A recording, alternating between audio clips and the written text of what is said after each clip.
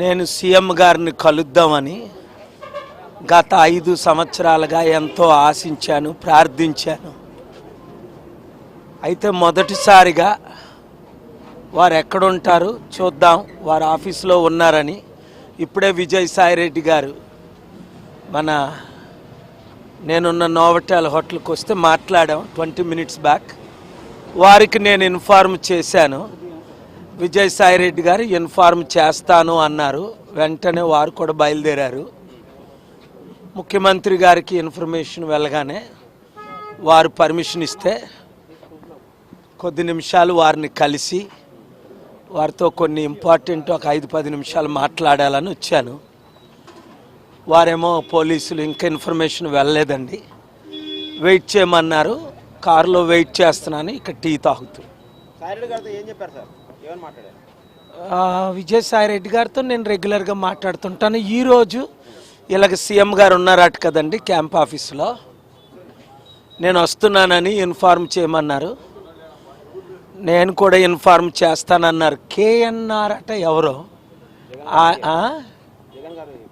జగన్ గారు పిఏనా, ఆయనకి ఇన్ఫార్మ్ చేస్తామన్నారు. మమతాను కూడా ఇన్ఫార్మ్ చేయమన్నారు. మమత వారికి టెక్స్ట్ పెట్టింది నేను ఇక్కడికి వచ్చానని. ఇక్కడ పోలీసు సెక్యూరిటీ కూడా టెక్స్ట్ పెట్టారు. కలుస్తామని ఆశతో ఉన్నాను.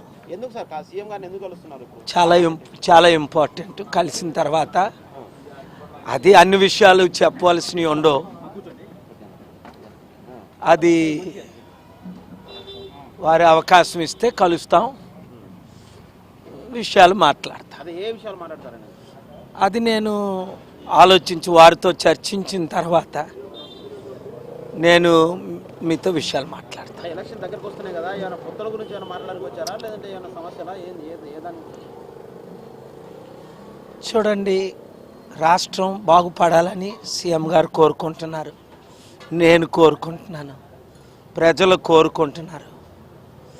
రాష్ట్రం బాగుపడాలి, లక్షల కోట్లు అప్పు తీరాలి, ఇన్వెస్ట్మెంట్లు తీసుకురావాలి, సమిట్లు పెట్టాలి, రాష్ట్రంకి మంచి జరగాలి. ఇవన్నీ నేను చేసే కెపాసిటీ నాకుందని సీఎం గారికి తెలుసు, అలాగే ప్రజలందరికీ తెలుసు. అందుకని ఆ విషయాలు చర్చిద్దాం అని ఇన్ఫార్మ్ చేసి టెక్స్ట్ పెట్టి రావడం జరిగింది. చూడండి, పవన్ కళ్యాణ్ తమ్ముడు ఇలాగ అమ్ముడుపోవడం చాలా బాధగా ఉంది. ఎంతో ఆవేదనతో అంటున్నాను.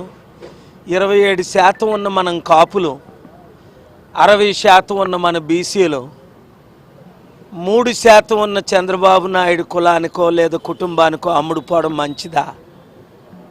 అది ఎంత సిగ్గుచేటు, అవినీతి. అలాంటి బ్రతికే కంటే చావే మేలన్నాడు అపోస్తలుడైన పౌలు బైబిల్లో.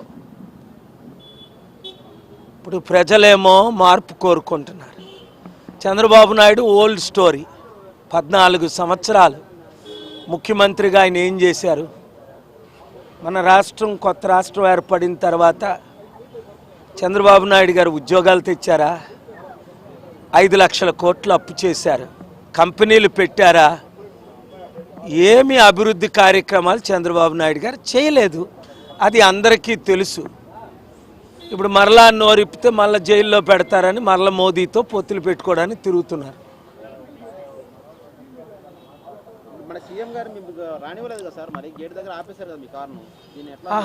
వారు గేట్ దగ్గరికి ఇన్ఫర్మేషన్ వెళ్ళరు. ఇంకా మన వెహికల్ నెంబర్ తీసుకున్నారు, లోపలికి పంపించారు.